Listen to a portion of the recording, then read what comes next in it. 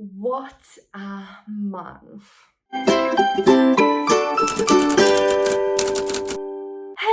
fellow book nerds. This is Gabby, and today we're going to be talking about books I read in March. It's a banging month. I've read 15 books, which I have no clue how that happened. I am so excited to tell you about all the books. It feels like it's been ages since I read some of them, even though today is the 1st of April, so I'm really on time with this.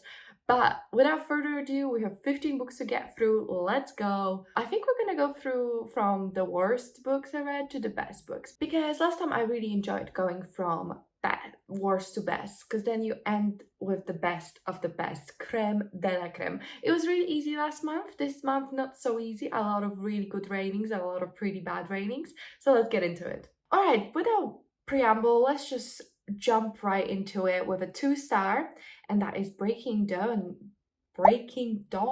by Stephanie Meyer. So, if you don't know, this is the 4th and final book in the Twilight series by Stephanie Meyer. We follow Bella, who falls in love with a vampire called Edward. Is there a human alive who doesn't know about them too? I don't know. The finale. Yeah, it was as bad as the rest of it. I just think Twilight is the strongest book. When I read Twilight, I was like, I get it. This is fun. This is cheesy. This is like just popcorn entertainment. I understand why I loved it as a teen. With these consecutive books, you're just like, what in the hell? But you don't need a comprehensive review. If you're interested, you already know all the things wrong with Twilight. So that concludes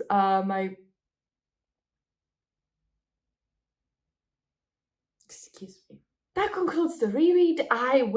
Me and my friend are doing a buddy read of these, and we are planning to read Midnight Sun at some point. I've never read it, so that would not be a reread, and I'm scared, and I don't want to do it. So we're probably going to be waiting a good couple months. I requested the audiobook on my library app. The wait is like 20 weeks, so maybe one day we'll get to it. But for now, we're done. The next book, probably in the worst books I read category, would be Night Film by Marisha Pessel. So this book is one I've had for ages. I bought it secondhand, if you can't see, in a charity shop. Had really high expectations because I feel like people went crazy for it for a while ago. Realized I confused this book also with Night Swim. So I thought they were the same book, but they're not. So this book came out in 2013, and all I can say is it really shows. I found this the most dragging, annoying, pointless thing. It just kept going and going and going. So what the book is about is this journalist who disgraced himself a while ago because he just on live television blurted out some serious accusations about a very famous movie director because he got a tip off through an anonymous phone call, but he didn't confirm it or anything. So the director's lawyers tore him to shreds, and his career is virtually over. Now, years later, the director's daughter is found dead, and the journalist decides to dig deep and find out what's up with this director. This director is this super secretive guy who no one even is sure what he looks like, and he's never in the public eye, and there's just weird dodgy things going on. And this book is mixed media, which hopefully you can kind of see some elements of it. But it wasn't enough. I just found a lot of it to just be prose, which I went into it thinking mixed media, fun, light, let's do this. Or maybe not light, but fun, quick, I'm gonna devour this. I just found it very, very tedious, and also filled with very old stereotypical thinking and views on the world, which probably were very normal 2013, but not so much now. And it just wasn't my vibe. I gave this 2.5 stars. I wouldn't really recommend it if you read modern thrillers. I don't think it's doing anything special. If you love mixed media, I think this is the barest sprinkling of mixed media to pass as a mixed media book. I feel like a lot more effort could have been made. So yeah, I didn't enjoy it, unfortunately. It was very sad. It took me a very long time to read, but I did it.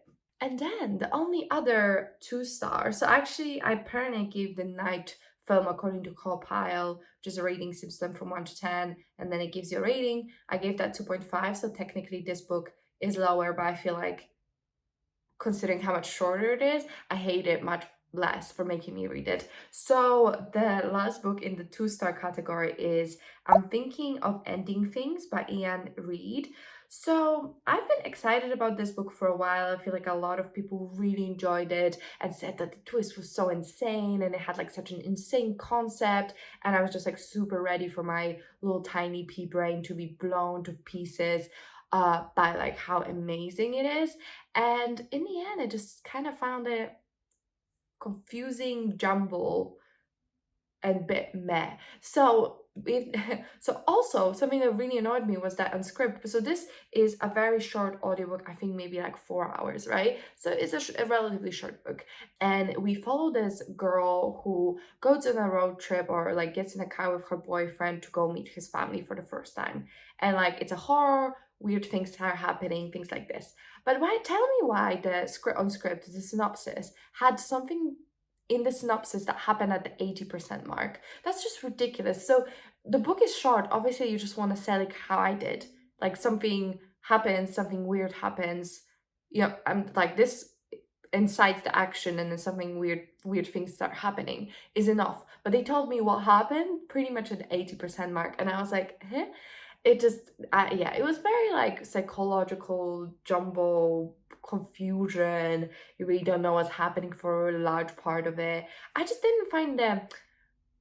When I have some time to think about it, I do appreciate the message of the book, and I think in that way it is powerful, and I do see how it would stay with people.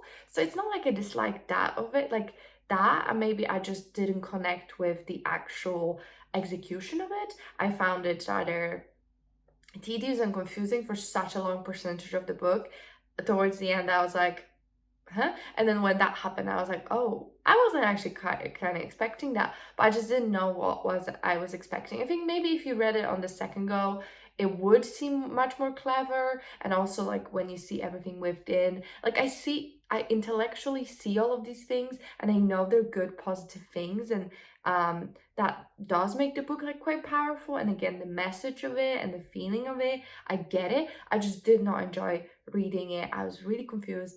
I actually looked up YouTube videos explaining the movie, then realized the movie was very different. So I had to get like explaining the movie versus the book and the symbolism in it all. And I think that made me appreciate the book a bit more. But just from me listening to it, maybe I should have just like read it physically or something to like connect with it a little bit more. But it's just not a perspective that I particularly enjoy being in. And yeah, I just found it a little bit meh. So I gave it 2 stars.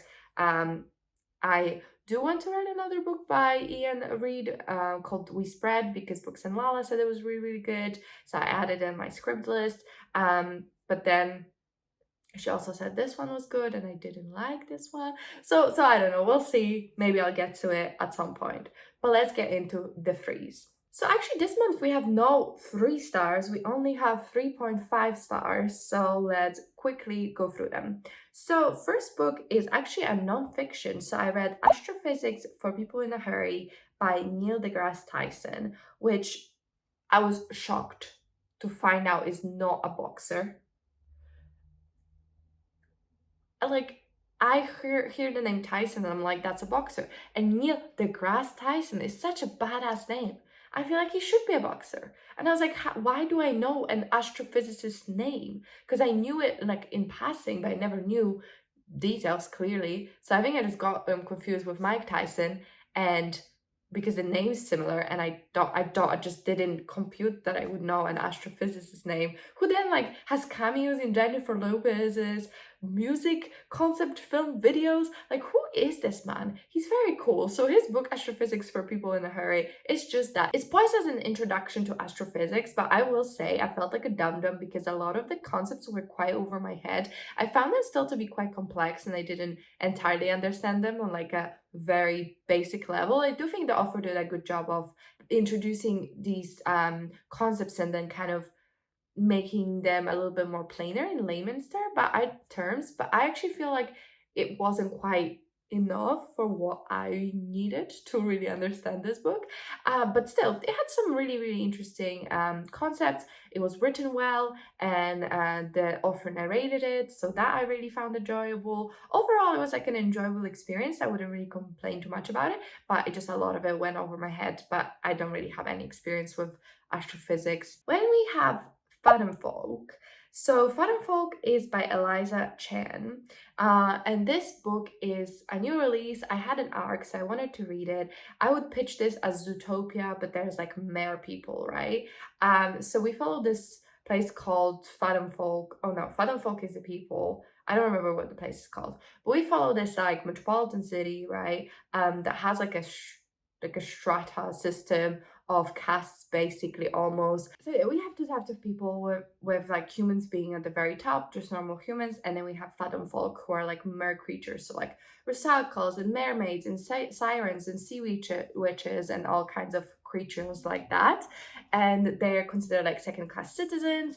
The main character that we follow is named Mira, and she is a police officer, and it's quite unique that someone from Fathomfolk, she's half siren, is a in the law enforcement, so she's like propped up as a diversity play kind of thing. Then we also follow her boyfriend Kai's younger sister, whose name I'm blinking on, but she comes from like these towns that are in the ocean, so she's from an actual like ocean country, and she comes to live with her brother because she made some trouble in the town, and she's very revolutionist minded. She thinks that Fathomfolk should rise up and have more rights, and what's happening is not right, basically. So that's the basic like conflict of it. We follow the two of them. I just found it slightly lacking something. I just think it could have been a little bit more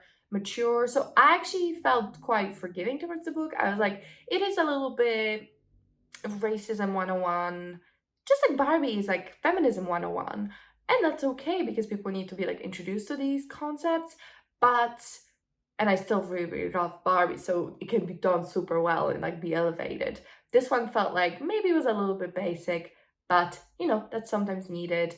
That's when I thought it was YA, but finding out that it's apparently adult, I just don't see this book as adult at all. It's not written that way. It doesn't touch on topics in a way that I feel like is adult. It just is a little bit too surface to really deliver on these like deeper themes. Like the solution to like the racism is a little bit immature in its conception. And yeah, overall, it just felt very much Zootopia, which obviously is a children's cartoon. So it just felt a little like that. I found the characters to be also quite underbaked, and I didn't really connect with them. I think also the book would have benefited from having another perspective that was human, because I feel like this tension would have been really well presented having people on both sides and really exploring that. And at some point, like the sister like even says that she's like changing her mind about people, whatever, but she's never really met a human, and Mira's only half human. She's treated fully as Fathom folk. So I just feel like having that perspective would have really enriched the conversation and shown the two sides of the city and been a bit more comprehensive. So yeah, I give it a 3.5. Then I read a book that kind of surprised me. It was at first I was very skeptical, but I ended up enjoying it. It's called Specimen 959 by Robert Davies. So again, 3.5. This book I just read Astrophysics for People in a Hurry, which just really got me in the mood for a sci-fi. So what I really wanted was something like Project Hail Mary. I absolutely adore that book. Like best sci-fi I read probably. But I wanted something like that. So I just went on script. I filtered by audiobook and sci-fi, and I think this was one of the top books that came up. So I decided to read it. Then I realized it's not a very well-known book. So, and then I realized that it's a script, I think, like original audiobook. I don't know if that means that it doesn't have a physical book or if it just means script helped produce the audiobook. I'm not sure what that means. But anyway, so maybe that's why I was on top of the charts.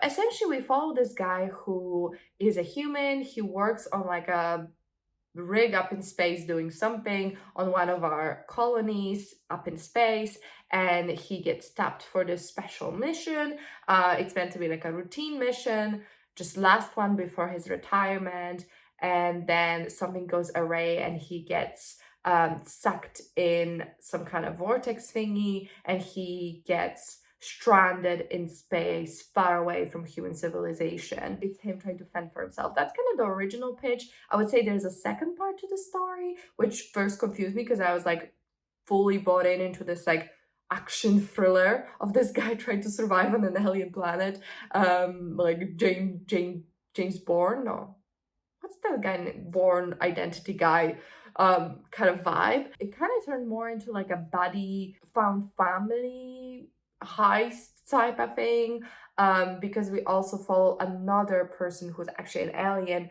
who gets stranded as well and sent to this prison thing, this intergalactic prison. So it all comes together eventually, and I actually really enjoyed it. At first I was like, I'm not sure about this, because the audiobook narrator really pissed me off because he kept screaming at me, and I'm like, I really don't need you to be screaming at me right now.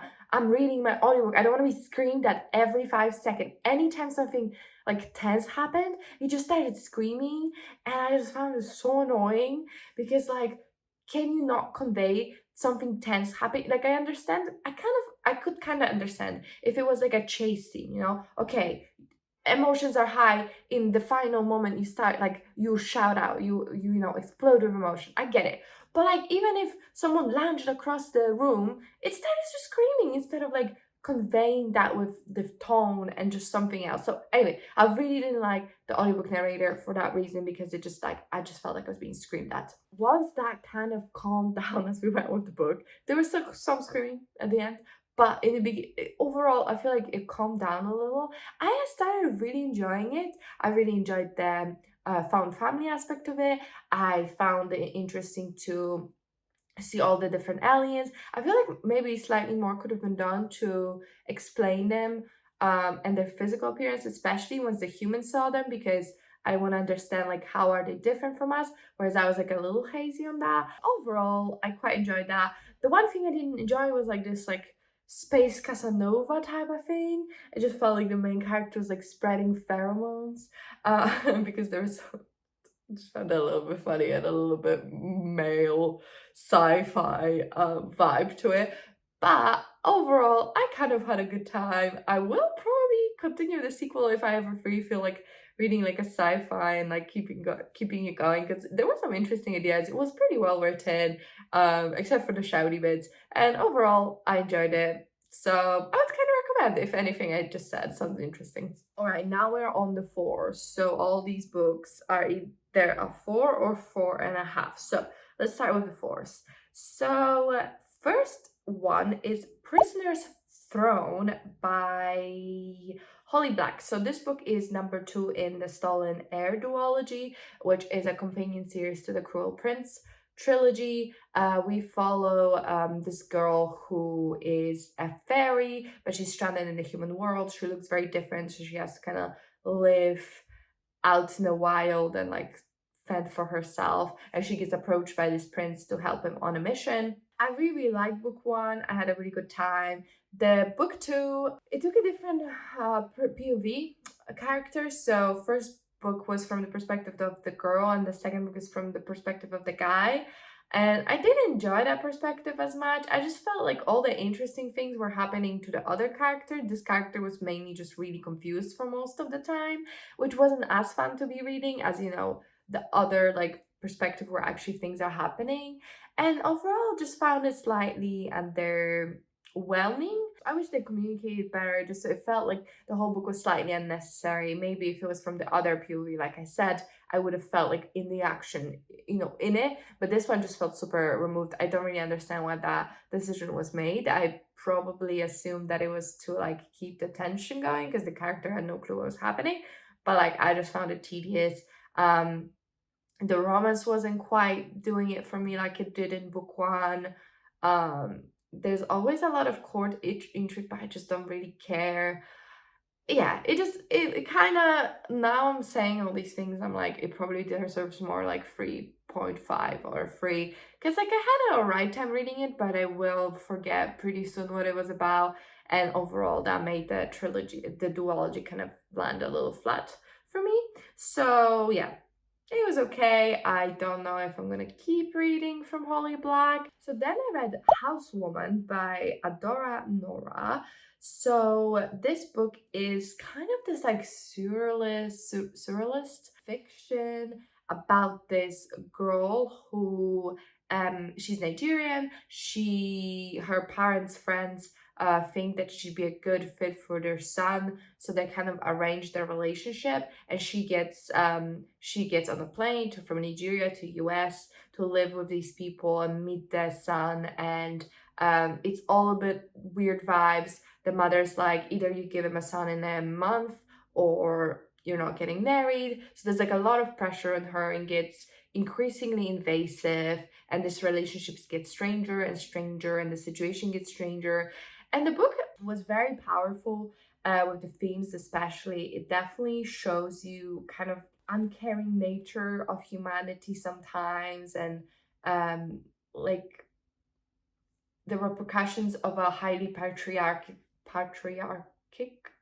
society, and the lack of respect for women and their rights and their autonomy and things like that. And just gets weirder and weirder. I thought it was pretty good. I think it was well written.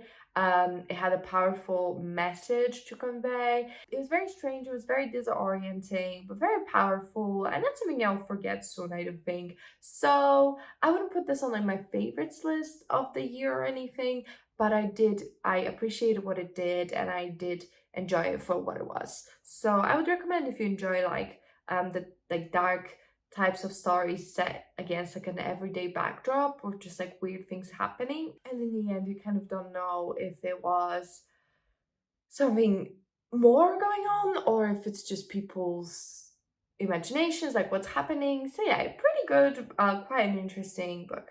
Then I squeezed in a book at the last minute called It Happened One Summer by Tessa Bailey. So this book is just a romance, a contemporary romance. We follow a rich, spoiled girl, like think like Schitt's Creek, who her life is partying. She doesn't have a job. She doesn't really have too much going on. She's just like, is pretty, goes on parties, and just lives her best life that way. But when her boyfriend breaks up with her and she wants to get back at him and show him that she's an exciting person, and police get involved, her stepfather cuts her off and sends her to live in this small fishing town where her father is from, her original biological father.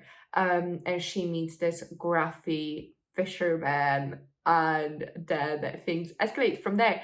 I really had such a great time with this one. Was there a lot of talk about maleness and femaleness and maleness, specifically so much maleness? Yeah. Was there a lot of sex scenes to the point where you're like, I've probably had enough now? Yeah, but at the same time, it does like tastefully just tell you that they did it without describing it after a while. But I just had so much fun. It was so lighthearted. I love the main character. Someone told me that it's inspired by like Schitt's Creek type of character, and I really, really saw Alexa in the main character, in the sense that yeah, she's a bit of an airhead, yeah, a little bit spoiled, but like so fundamentally kind in their heart that it just wins people over. And I love, love, love the character of Alexa, and for that reason I also love this. And overall it's just well written, sexy, funny, not like dying out loud, laughing out loud funny, but like you'll laugh, you'll smirk, you'll have a good time. Overall, like I really enjoyed it. 4.5 stars, really solid, like nice romance if you're in the mood for something cheeky and funny. I'm reading the sequel just now because I needed more. It's spring, season of love. We just want to like feel happy, That's the perfect book for that.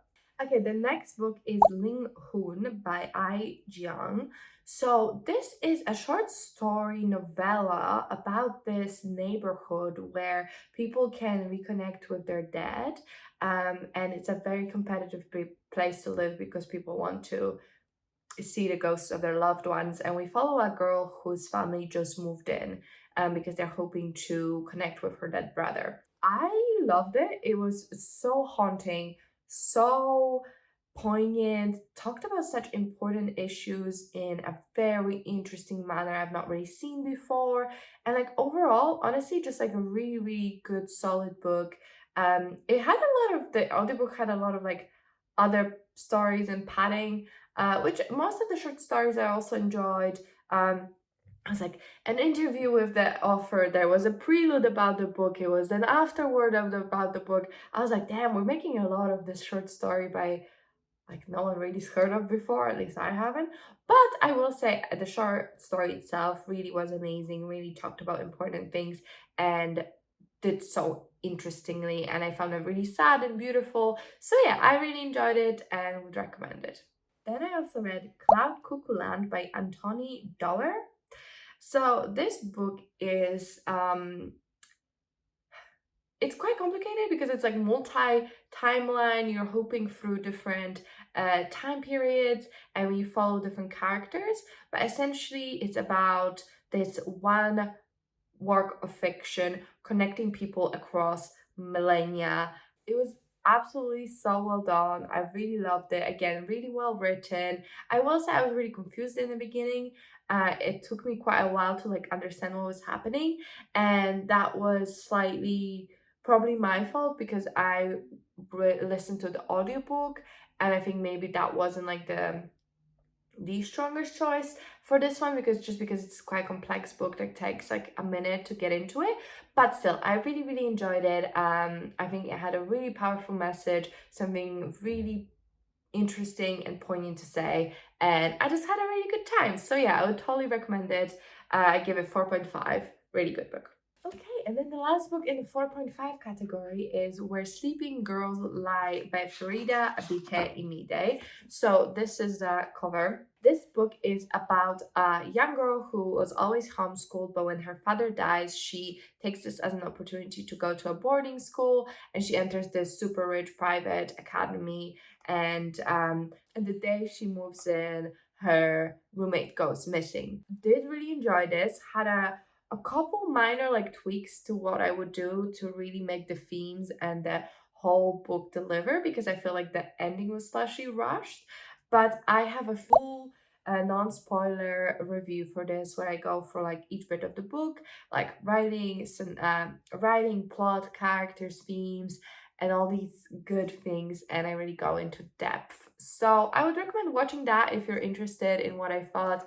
But 4.5, really amazing rating. Overall, really enjoyed it. I don't think it was as strong as the first from the author, at least for me personally, but still a very enjoyable book, and I will definitely keep picking up the author's works. Oh, okay, I feel like we've been here for a long while, but it's time for the last two books I want to talk to you about, and they're both 5 stars, which makes me very happy. A Sky Beyond the Storm by Saba Tahir. So this is the last book in an Ember in the Ashes series where we follow a young girl whose grandparents get killed and her brother gets like kidnapped, and she tries to get him back. Like a lot happened since then, so I'm not going to talk too much about this, but I really enjoyed this final installment. I think it delivered on the whole promise and of the premise. It was really well executed.